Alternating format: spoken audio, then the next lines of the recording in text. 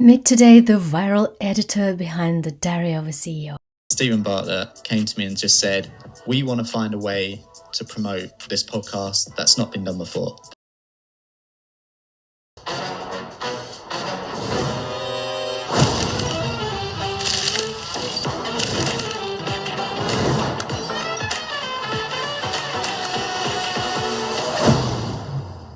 There's a reason why we all go back and watch the saddest films that we've ever watched, because it reminds us that we're human. There's a reason why we go and watch a horror film, because there's a massive part of us that wants to be scared. It's this adrenaline that's innate inside us. And ultimately, that's what I want to do with the trailers. I don't want people to come in, watch it and be like, okay, maybe I'll watch it, maybe I won't. I want people to be, what this person said has angered me. I want to find out more. So I sort of have this drive now where every trailer we make has to be the best one yet in my eyes. And we have to start on a blank canvas every single time. We only have 2 and a bit days to make it, but we have to go through all of these processes. We have to tick certain check boxes. We have to keep experimenting. We have to keep trying these tiny little 1%, keep adding these certain sound effects and these emotions, and keep playing with these different narratives, because ultimately my driver now and my goal is to make the Diary of a CEO the best it can be on my part. Welcome back to an exciting episode of The Future of Skills. And now imagine discovering the secret formula to captivating millions of YouTube viewers, maneuvering videos to make them so engaging that viewers simply can't scroll past. We're thrilled to introduce you to Stephen Bartlett's viral video editor, Anthony Smith. Welcome. Thank you for having me. Thank you, Anthony. Anthony, you're not just a viral editor, as we've started discussing with yourself earlier in the days. You're also a digital strategist and a content creator who's played a key role in helping Stephen Bartlett, the host of The Diary of a CEO, when you've come on board and you've decided to add value with the trailers that you've created for him ever since.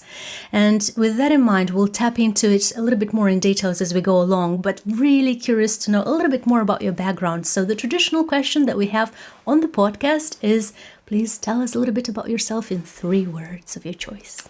In 3 words, I would say curious, resilient, passionate. Excellent. Thank you so much. These are really good choices. Can we get some flavor into some of these? So when you're talking about resilience, can you give us an example of how that framed you in return? Yeah, of course. So resilience ultimately, especially when you're a creative in a 24-hour industry and you're dealing with a whole range of clients, you need resilience, simply because a lot of editors that I speak to, and especially part of my journey, is we don't really get into this because the tale we've been told is if you become an editor, you become rich. That's a story that's never been told and will never be told. You don't become an editor for any other reason, in my mind, than you love telling stories and you love entertaining people, and you have this desire to just take people on this emotional roller coaster and make them feel something.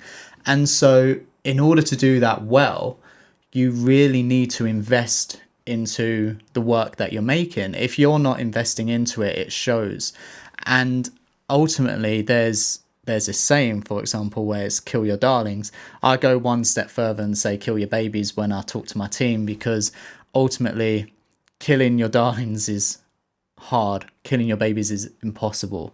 And so you need that resilience, because ultimately, as with clients that I've worked with before, and when it comes to the feedback, you'll pour your heart and soul into a project. It becomes your baby. You love it. Every single aspect of the work that you do is justified. You build yourself up, you send it to a client, and I've had reactions before where I literally got a reply back with the shit emoji. Or this is great, but can you just change this, and this? This is great, but I don't get it. And so ultimately you're stuck in this almost rut where you feel like you know what the answer is, you know that you've put forward what you think is the best way to showcase this particular asset and what you want to sell. But then you're also at this, I guess, conflict with a client or with a manager, and that's where you have to open yourself up and you have to be welcoming to feedback and understand that they're looking at it through one set of eyes, you're looking at it through the other, and there is that happy middle ground where you can make this work.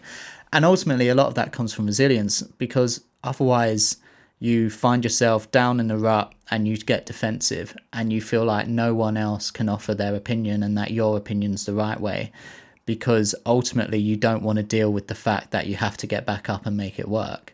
So resilience for a creative, I think, is a key skill set that we all need. Excellent answer. Thank you so much, especially one coming from the creative industry, where, as you said yourself, you're surrounding yourself with all sorts of reactions from the client, be it positive, be it less so, and how to become a little bit more resilient from the perspective of creating that little bit more of a shield when it comes to getting that feedback on. So we'll definitely go into a little bit more details about that, because it's a nitty-gritty, it's behind the scenes that I suppose it's not often being talked about, simply because it's very personal, isn't it? We're all taking the feedback in a very personal way. But before we go into the nitty-gritty, keen to find out a little bit more about the video editing journey per se. When you were a kid, is it something that you were dreaming about, or you've ended up doing this along the way as part of some circumstances, or was there something that has drawn you into it? I mean, when I look back at the career path that I've sort of forged, it's nowhere near the idea that I had when I was a kid. It was, if you look at a map, it's literally doing that, down, up. And it's because really, I think when I was a kid, life's a lot simpler, and my goal was to be an attention seeker. Ultimately, it was, I'm the second child. I'm jealous of my brother because he's smarter. He's a lot more athletic than I am. So what can I do to grab people's attention? So I would dance, I would sing, I would try and make people laugh. I also had tendencies to like lash out and be an angry kid. I was the angry kid. And so all of these emotions were just like bubbling up because I just was desperate to try and show attention and grab attention from my parents, from my family, from my friends.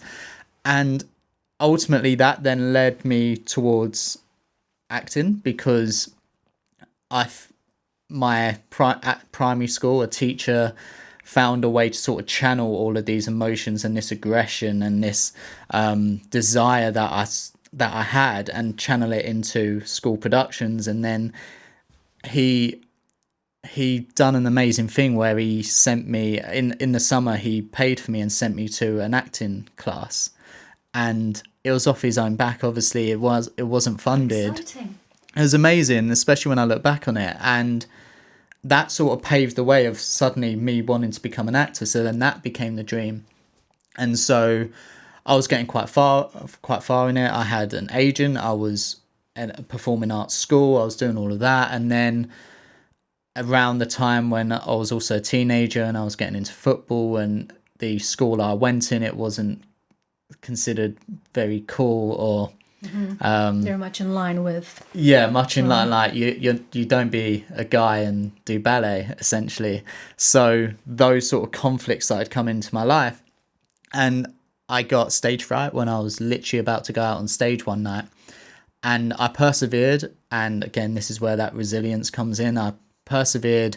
I'd done the show as best as I can because I didn't want to let anyone else down. But then after that, I sort of vouched to myself that I would never go out on stage again. And just like that career path just hit a huge brick wall, and I didn't quite know how to channel that emotion again. But luckily, around a similar time was when I was starting to watch behind the scenes featurettes on films like Star Wars and Lord of the Rings, and I found like this new way of storytelling and to entertain people, and that was to be behind the camera and be the person directing and writing. And so that led me down a new path, and I was doing media studies, and which led to doing film production at university, and then finding my ex co-founder for a company called Red Pencil Productions in Joe, and we continued that journey of building short films and narrative pieces for companies and music videos, and then that grew and grew and grew. Ultimately, then it led me back into London, where I got a job within an agency in film and TV, doing a similar thing where I was making featurettes and social assets and social trailers for some of the biggest companies in film. And then it led me to Stephen Bartlett, and he's asked that they wanted to find a new way to promote a podcast. I said yes, took everything I learned from all of that experience, created what we have now. And it's been an incredible journey, but yeah, ultimately one I could not have imagined. What's interesting about what you're telling me is that it seems that you've listened to your instincts along the way, because even though you were exposed initially to the acting career in the early days, and you have dropped that at a certain pathway in time, you seem to still have a longing for it, right? Hence why you've persevered, you haven't dropped it fully. You decide, okay, let me have a little bit around behind the scenes and try to figure out what can I do from that perspective. And so you became a very good listener, from what it sounds like. And then as part of that, you've tried to develop those additional skills to then tell the story, right? And telling the story became a little bit more of a driver, from what it sounds, what you're telling me. And then as part of what we just discussed, you were saying about the power of emotions, because ultimately, you know, it's the case of what you feel, but it's also the reaction that you get, right? It's more of a two-way stream. And it's very interesting how you've, paved your way in your career when you've tried to listen to what it really matters to you and stay true to that. I love that aspect. Thank you for sharing. As part of becoming you, I had a particular question which I'm quite passionate about when discussing this with my guests, because I feel like, yes, there is a pathway. Yes, we either listen to this or our instincts are becoming a little bit more not listened to as much, and therefore we end up doing something that we not particularly like, and then end up in a role where, yes, we might be paid really well, but then, at some point we just give it up because it's no longer us. Now, there is a framework, there is a pathway. I'm not saying that all of my guests have ended up in that position, not at all. It's more of a case of trying to judge and listen to what career pathways were the ones that actually helped the individuals to actually thrive, to love what they're doing. So it sounds like you love what you're doing. But as part of that, can we try and figure out a little bit more from what is something that you feel it's really interesting to you, what keeps you up at night these days, as opposed to earlier days when you were building up your career? What's in it for you now? What's the vision for you? Ultimately, what's in it for me now, I would say, is a sense of purpose. When I first, and I feel like everyone at Flight Studio feels this, and it's important that we convey that to the new recruits that we bring in. It's what the Diary of CEO initially gave me is purpose again as an editor. At my previous role, as like with many agencies, when you work with huge clients, you're not allowed to showcase your work. You obviously sign NDAs, and it's often considered white labeled. And so I think a lot of editors, when I speak to them, have fallen into this rut, especially where they feel like they have a lack of purpose in what they're doing. And when you sort of dissect that and you realize what it is that makes you feel that, a lot of the time it's because when you go back to your first principles as an editor, you're doing this stuff because you want to get a reaction from the audience, but you also sort of you want to feel it too. You want to entertain people, whether that's on stage or whether you're behind a camera. And I think as an editor, when you're not allowed to do that, when you're not allowed to be proud of your work because the only one who knows about it is you, I think a lot of the time you feel like you can't express yourself. And that's when you start falling into this rut, because so much of what you should do as an editor is pour yourself into an edit. How would this make me feel? How do I want to make the audience feel on this side? We're all humans, we have similar emotions. This is how you create this emotional roller coaster, because ultimately no human life is flatlined. How can you recreate that when you sort of feel like you can't bring up these emotions yourself because the pride's missing, there's that lack of purpose? And so I was really struggling with it. And then the Diary of a CEO comes along, and I start creating these trailers, and I start working with Grace Andrews and Jack and Steve.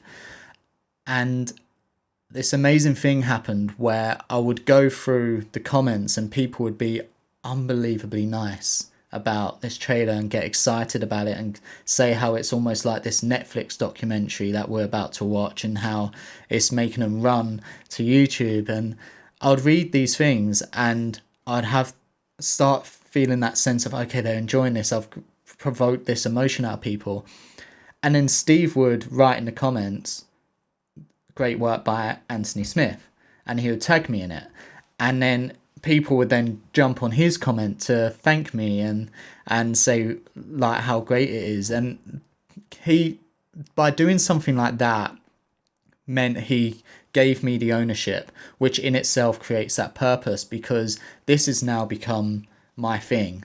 If I want this company to grow, if I want the Diary of a CEO to become the best it can be, and if I want to serve all the people at this company, I need to work hard and I need to keep pushing, because I want it to be the best it can be. And now, if it goes well, people will call out my name and like say they love it.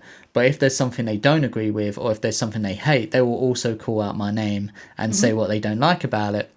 So I sort of have this drive now where every trailer we make has to be the best one yet in my eyes, and we have to start on a blank canvas every single time. We only have 2 and a bit days to make it, but we have to go through all of these processes. We have to tick certain check boxes, we have to keep experimenting, we have to keep trying these tiny little 1%, keep adding these certain sound effects and these emotions, and keep playing with these different narratives, because ultimately my driver now and my goal is to make the Diary of a CEO the best it can be on my part. And everyone that's part of this show has that same feeling, which is incredible.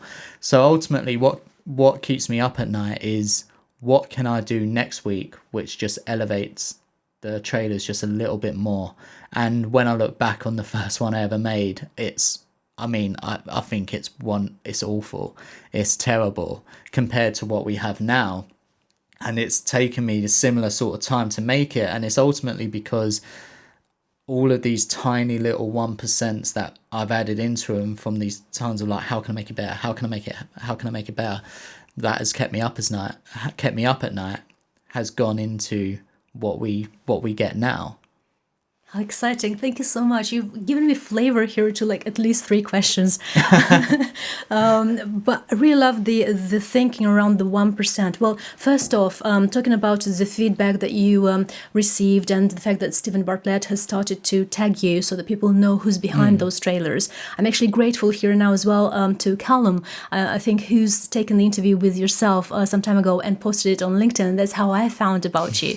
And all of these interactions really matter, because that's how you actually come across the quality or the behind the scenes driver, which you are in this case, right? In the case of Stephen Bartlett's podcast. What it means to you guys as part of the Flight Studio, the 1% philosophy. Can you please dive into a little bit more of that? Because I can see it's actually written here as well. So this is one of my favorite stories ever. And Who has come up with it, by the way? Well, so the 1% rule was something that Steve and Jack first spoke to me about when I joined. And it was this idea that with every project you do, can you find a little 1% that you can put into your work that will elevate it? And I loved the idea and I stuck by it. And I recently, in fact, done a side-by-side of my timelines of my first ever timeline that I created a trailer and to what it is now. And it's incredible in terms of the amount of layers, the amount of sound design, the amount of like text impacts, the B-roll, how that's changed. And it's all started with these little moments of trying to just make it a little bit better. But this hat was this is a story that I love, because when Steve done a tour in Australia and New Zealand, he would do meet and greets, and a guy went up to him and was saying how much he loves the team and Steve and what we've done, and he actually then pulled out this hat and said, but can you give this one to Anthony, because it resonated with me when he was talking about the 1% on the Behind the Diary. And that just, I love that story, because it's this idea of something that we've done has resonated and impacted someone all the way in New Zealand. And I've never even been to New Zealand, and the fact that that's the impact of 1% from a global scale ultimately. And the 1% for Flight Studio is, I would say, is our bedrock. And I have a checklist of everything a trailer needs to achieve, and the 1% is on there. Can you look at this trailer and identify the 1% that you've added? Because when you do that, it compounds over time. It's just like investing. It's just like anything like that.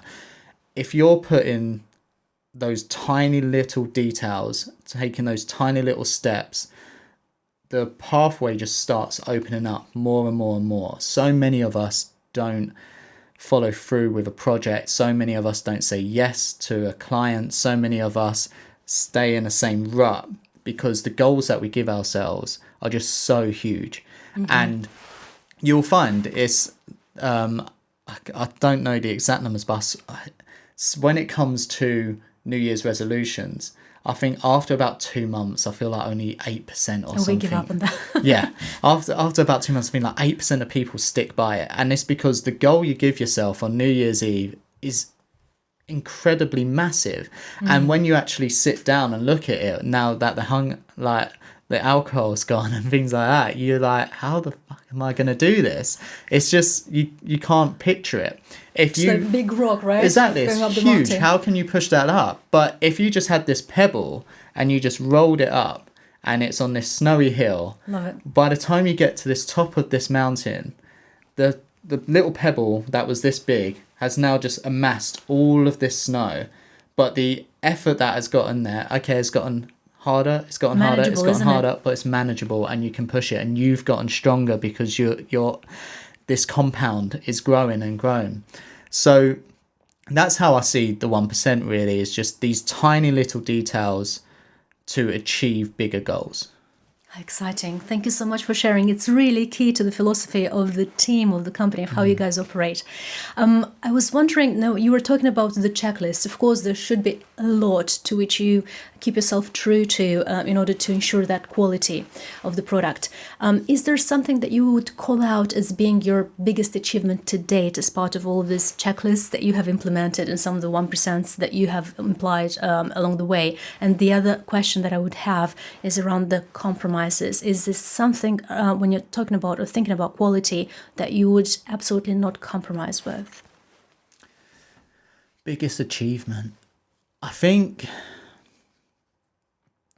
the biggest achievement for me is when I look back and I've made, I think, well over 260 odd trailers. My team's growing and what they're doing is amazing and they're growing. But I think ultimately the biggest achievement I can proudly say is when I look back on it, there's not one trailer where I think we've missed the buck. Like, there's not one trailer where I look back and gone, didn't like that. Even now, I'll look back at my first trailer and I'll say it's awful on how it's executed, but I'll still watch it and I'll still enjoy it. It's just awful from where I know where we are now. Because you've grown along the way. Because I've grown along the way. But I know every time that a trailer's gone out, I can sit back and go, we didn't compromise. We didn't sit back and go, that will do. And that's something that I want to instill with my team, and thankfully they have that, is there is only excellence in our work. We only want to push the quality higher. We never want to go back. We never want to compromise. We never want to sit and I guess wallow in what we've got. We want to just keep climbing that mountain, right?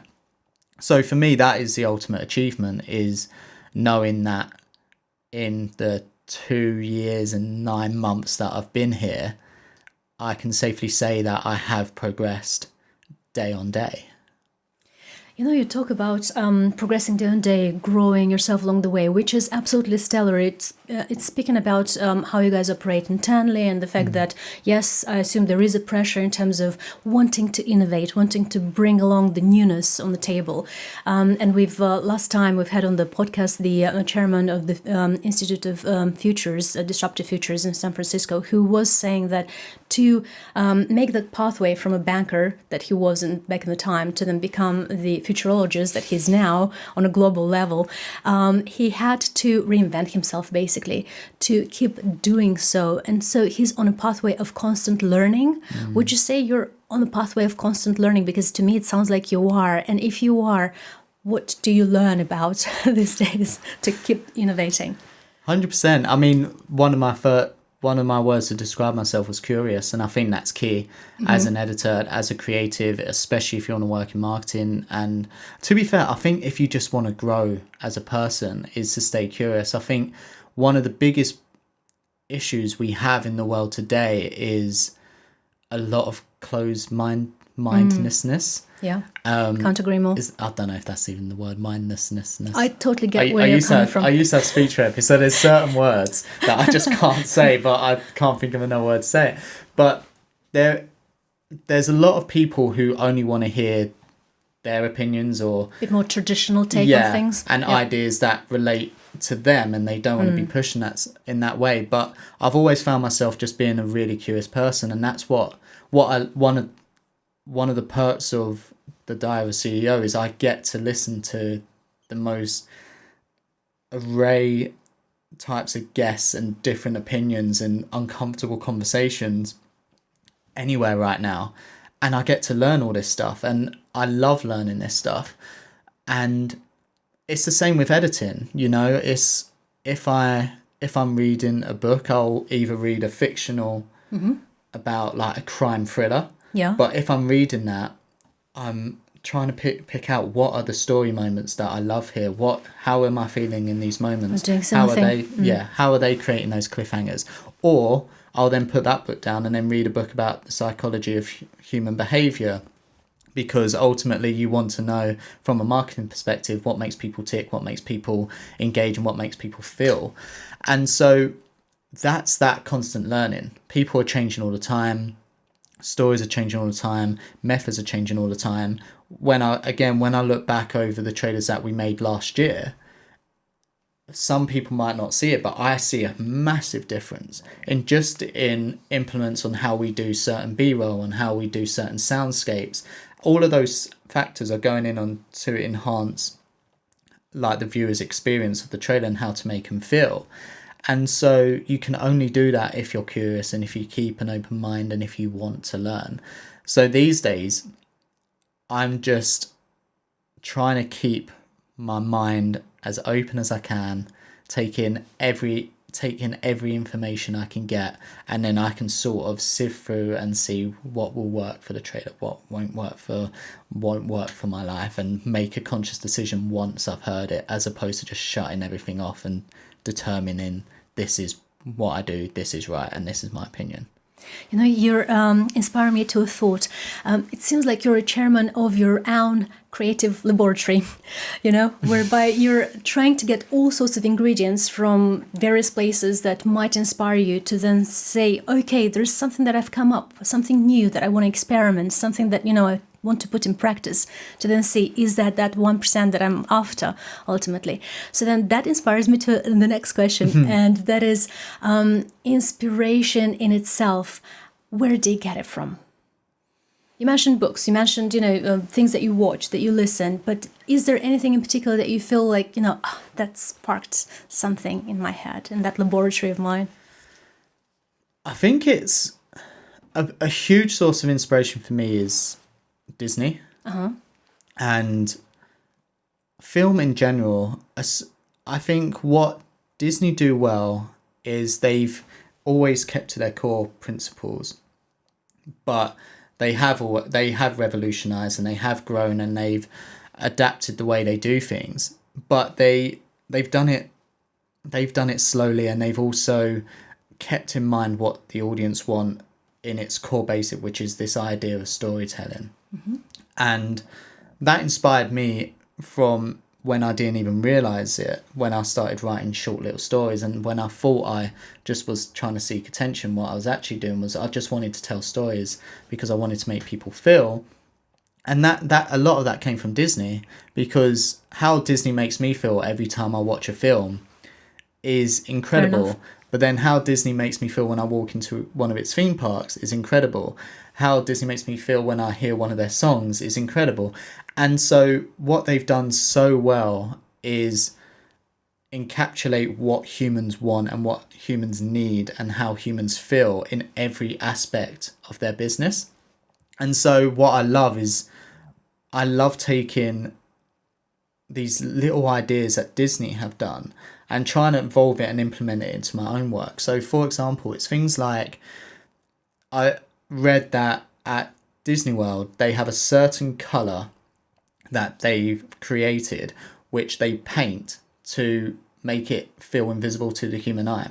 So if they don't want a pipe on a building to be shown and be obvious, they'll paint it this colour because humans just walk past it and their brain don't clock that colour. So therefore they're missing the pipe. They see this beautiful building but they don't see the pipe just because they've painted it this certain colour.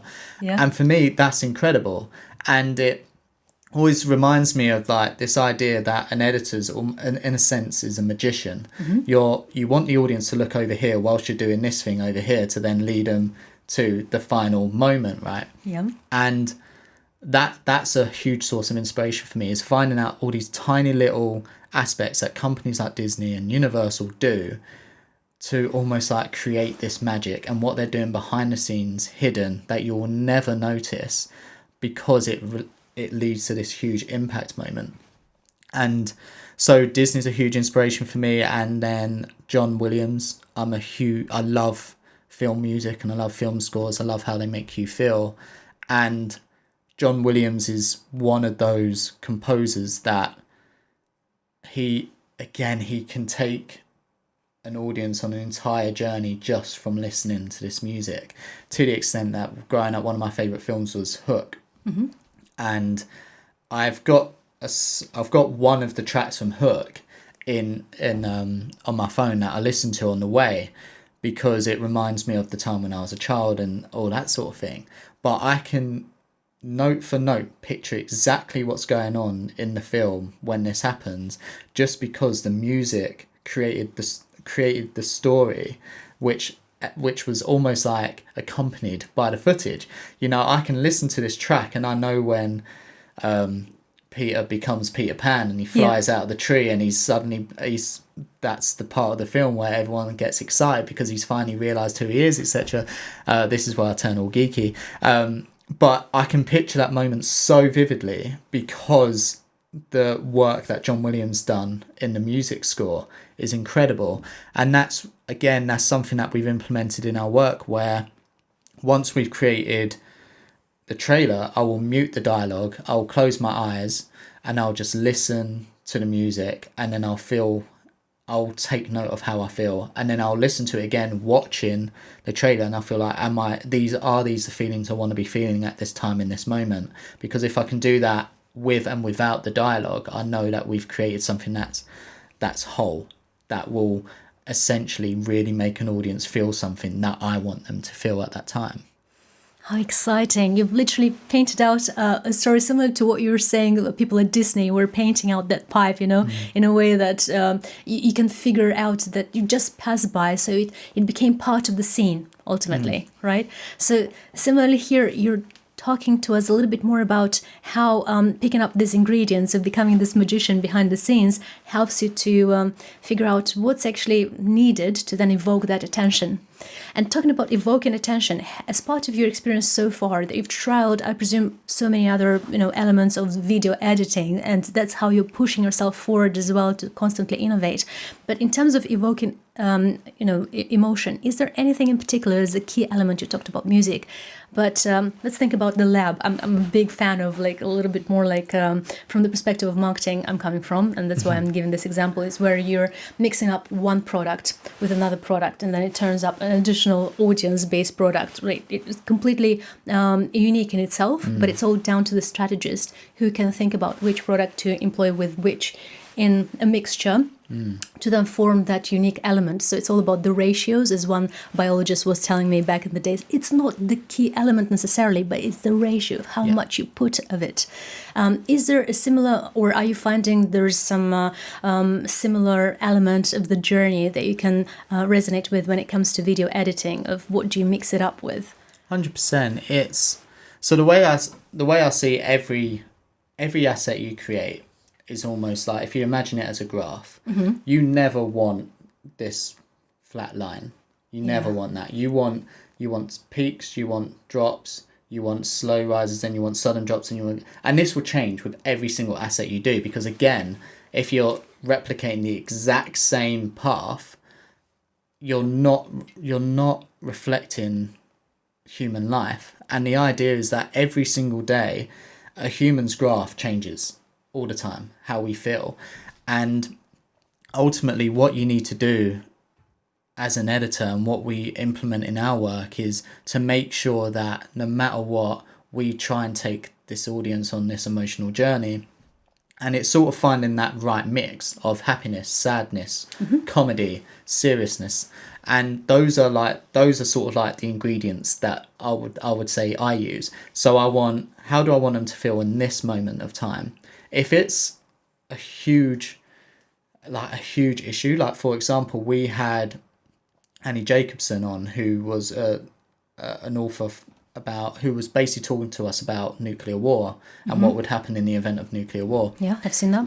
It's a very serious topic. Yep. It's quite a scary topic. It's one of them uncomfortable conversations that I love hearing about, that a lot of people would be too scared to hear about. And so when it came to the trailer, there you do have this moral duty of, you want to reflect the true nature of it. You also want to make sure that you engage people enough that you make them want to watch. You also need to play to certain emotions that you know will trigger those actions. But you also want to make sure that there can be a bit of hope, that there's slower moments, that you allow the audience to catch its breath. And so I would know that if I'm having this huge moment here, which is the riser of what happens to nuclear war, we're building up to this moment, this is going to be quite a shocking factor, and I want to make it shocking because nuclear war is shocking. Spoiler alert. And so I remember in that moment where we build, and it was quite a slow build, and then I visually tell what would happen in the space of about 2 seconds of what would happen when nuclear war happens, and it's this huge moment. And then if you would imagine the graph, it builds like that and then suddenly just drops. And then for the rest of it, it's just like this slow build. No matter how nuclear war begins, it ends in 72 minutes and 5 billion people would be dead. Do you think there will be a nuclear war? So I've interviewed former secretaries of defense, the former nuclear sub-commander, the Secret Service, and what I learned was, oh my God. 𝗺𝗫𝗵𝗁, investigative researcher and writer who specializes in uncovering the world's biggest secrets. We are one misunderstanding away from nuclear apocalypse. And yet you have presidents threatening nuclear war. In fact, the President of the United States doesn't need to ask anyone to launch a nuclear missile. It makes me realize how important the decision to pick our leaders is. Nothing could be more important. Could you play out a scenario where nuclear war broke out? Yes, and I can describe in painstaking, horrific detail precisely what happens. So, but after nuclear war, the survivors would be forced to live underground. and envy the dead.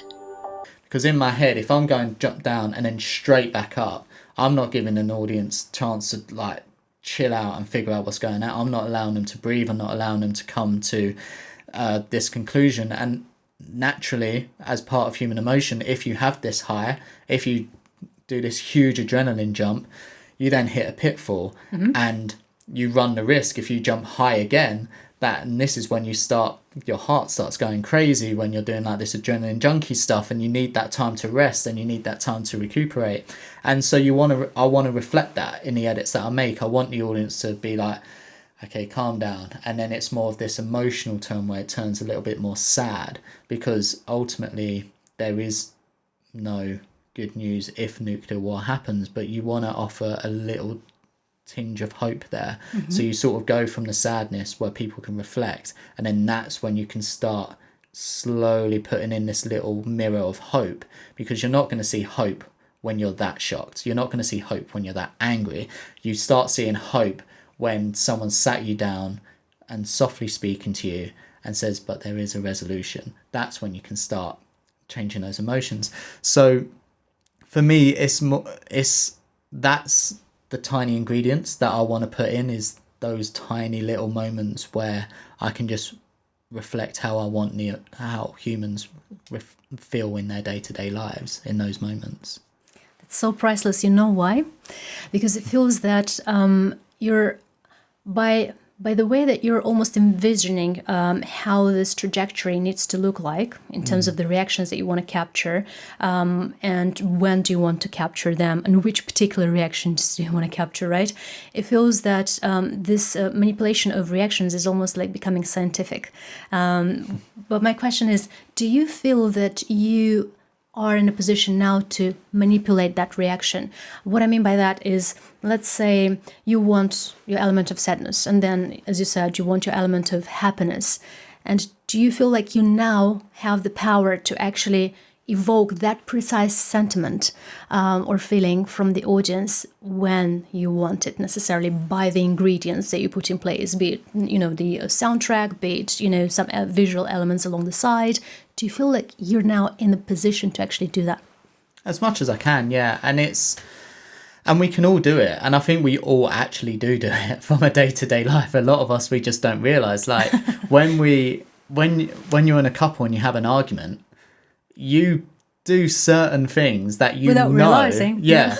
And it's going to evoke the angry emotion. If you said this is really going to wind them up. And you also know that if you didn't say it, chances are this argument will be over a lot sooner.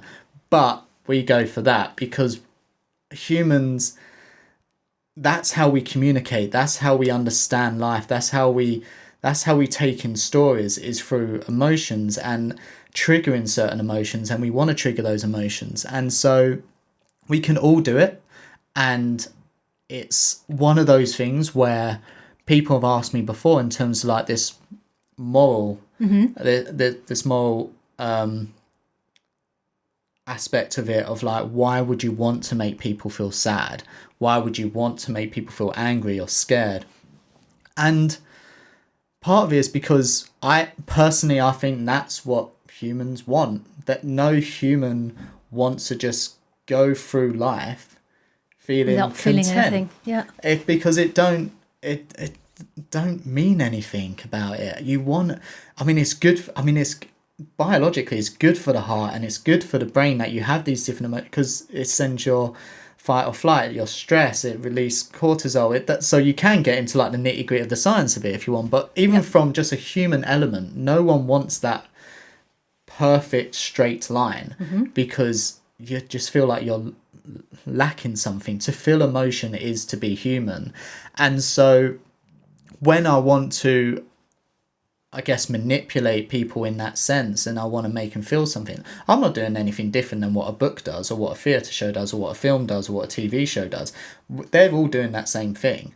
You watch this. There's a reason why we all go back and watch the saddest films that we've ever watched, because it reminds us that we're human. There's a reason why we go and watch a horror film, because there's a massive part of us that wants to be scared. It's this adrenaline that's innate inside us.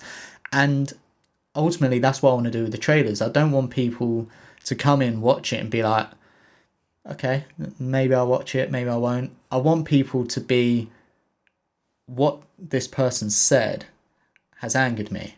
I want to find out more. This person has made me feel sad because they're opening up about their story. I feel more connected to them. I want to know more. This person's got me all excited about finding love. I want to know more. You know, so emotions are key to sales, and emotions are key to getting humans to do what you want them to do. And there shouldn't be any shame in that. And ultimately, I think when you can sort of harness, I guess, that power, that skill set of doing that, it can become invaluable to your career. It can be magic that you were talking about. Exactly. And it's like, I mean, I go back to Disney, and like Disney is like, I love the Disney films. I love what they do.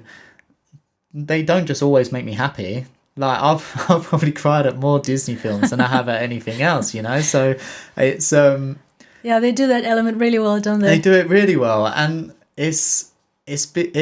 I love it because it just reminds me how human I am. Yeah. And if the traders can do that as well, then that's just another bonus to my job. Thank you for sharing this. And we have a few moments left, and I'm very curious now to talk a little bit more about the behind the scenes that you've alluded to earlier. Mm-hmm. And also you've shared as well that you've got your own team at the moment as part of the Flight Studio. Can you give us a little bit more about the people who are part of that magic with you, who make those things happen, who, you know, try to evoke those emotions with your trailers? How do you recruit members of your team? How do they stay in? How do they get motivated? Tell us a little bit more about that, please. Yeah, so, I mean, obviously I have my small team with Cam and Liv, who I always find it quite difficult to talk about them in a sense that all I want to do is give them all the praise that they deserve, because without sounding like that's what you just do, you give your team praise. But it's my genuine thoughts on those two people are, they have the key ingredients in them that I love and what I think is vital for video editing and for telling stories. And ultimately that means they're very curious themselves. They're very in touch with their emotions. They understand what it takes to try and be the best and to try and keep growing and to be the best you can. And, you know, when you have a team like that, it's just, that's when true magic happens, because you feel like you can do anything and you feel safe that you can do it. And, you know, I'm just so thankful that I have them as a team. You speak like a true leader, and because having the right team in place who would feel the way you feel about the quality of the work that needs to be done, about the pressure that you guys need to navigate through, and you hold your backs together, that's priceless. That's what you want in a team ultimately, because yes, it means that at times it makes your job easier if they understand how they need to, you know, team up together and make it happen.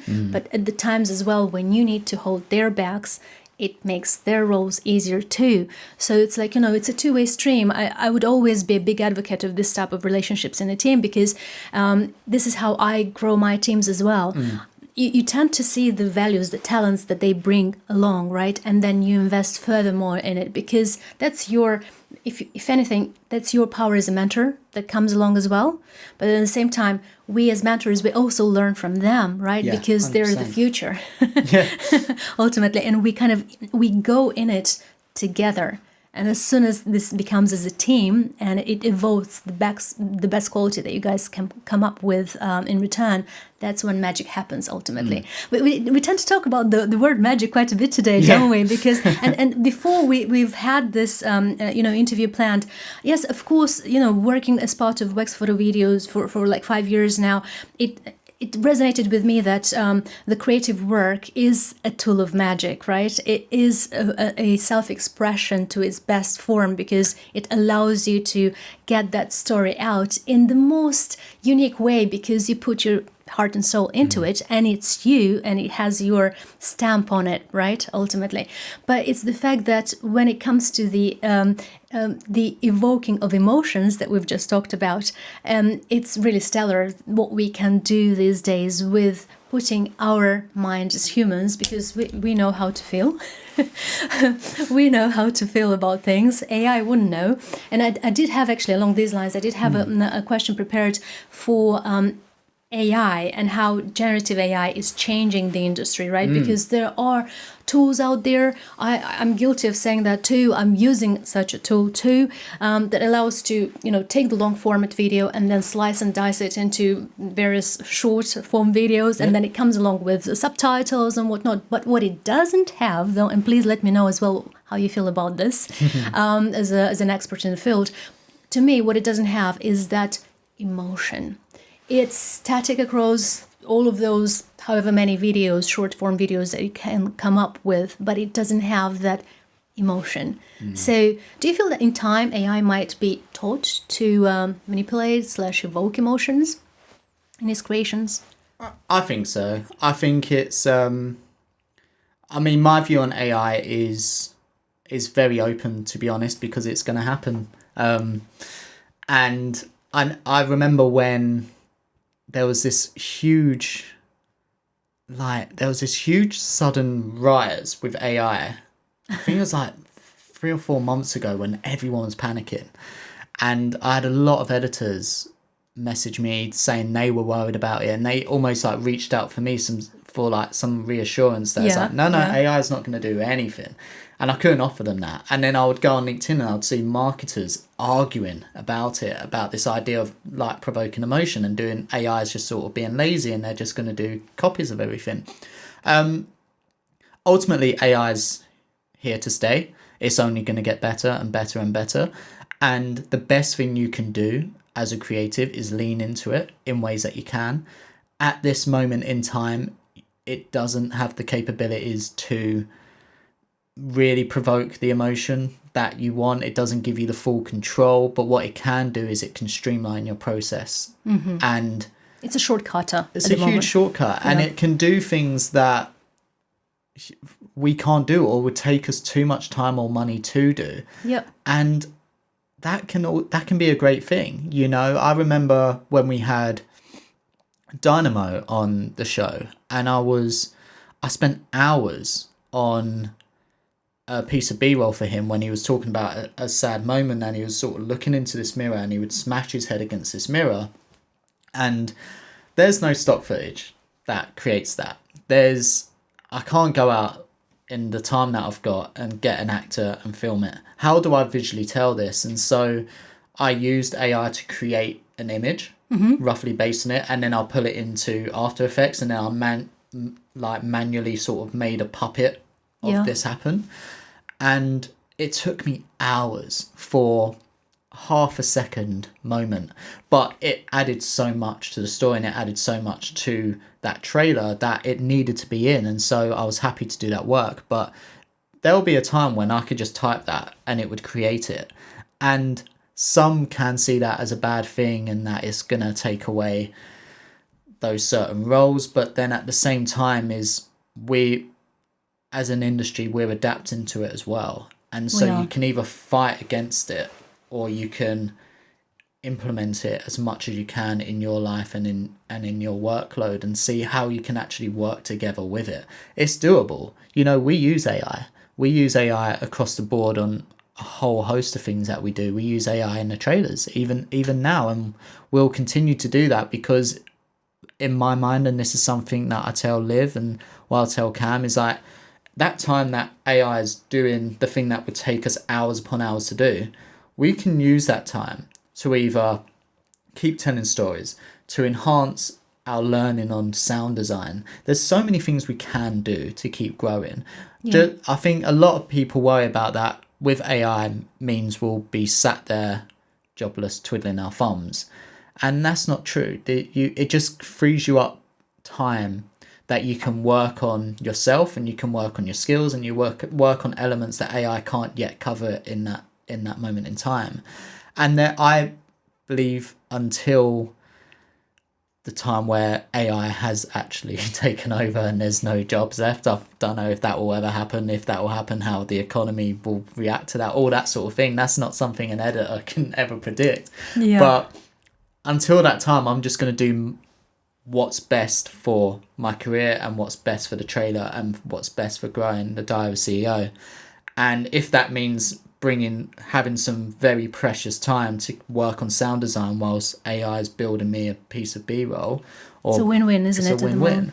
So it will ultimately change. It's the whole idea of provoking emotion and telling a story. Who knows? AI is very smart. It's learning a lot quicker than humans ever could do.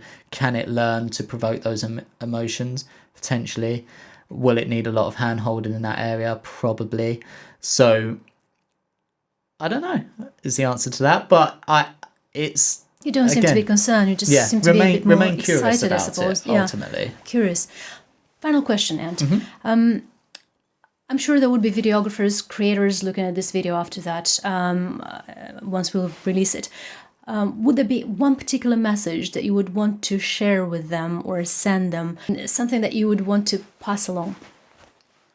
Yeah, I think you don't have to be the world's greatest editor to be an editor. You don't have to be the most skilled or the most technical. I've only really seen myself as an editor for the past maybe like 5 years. And before that, I was a storyteller. And one thing, I get sent so much work from freelancers and editors who are creating their own podcast trailers. And it's a wonderful thing to see now, you know, the fact that they see me as like the person to send this work to and to get their thoughts on, and they want me to offer advice. And my advice a lot of the time is the same. It's like, technically this is brilliant, you know, it's great. But the thing that is lacking is that emotion provocation, and that story arc, how it's making me feel and how I feel like I can go from A to B to C to D. And so I think ultimately that's what a great editor needs to learn, because you can always learn the technical stuff. Yeah. Learning to tell stories is a lot harder. That's something that I've found in my experience. And the way you learn that is by reading stories, writing stories, watching films, making films, listening to music, watching documentaries. Immerse yourself in such a variety of genres. You know, when I make the trailers for 𝗃𝗏, I don't see them as one particular. I don't really see each trailer as a... how do I explain it? So I see each trailer as a different genre. Yep. So one week I'll be making a rom-com. Another week I'll be making a horror. Another week I'll be making a crime thriller. These are the sort of things that I'm making. And because that they all have their own set of emotions and their own roller coasters that I want the audience to follow, and what I think best reflects that guest and what their message is.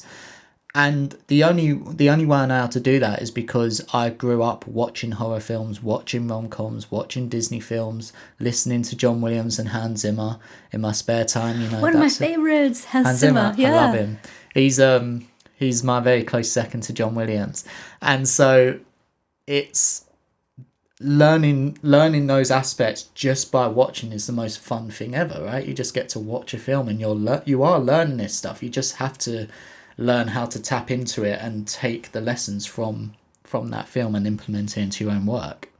It's so inspiring. Thank you so much for today's conversation. Thank And you. feels like not only you're a giver, because you're just rightly mentioning right now, to become a storyteller, you need to absorb, right, all of these forms of content. But then as a storyteller, you give it back in your own sort of, way, your own sort of drill, but with an understanding of how is it to then turn it into proper value. So thank you so much for today. Thank you. Appreciate it. Thank you.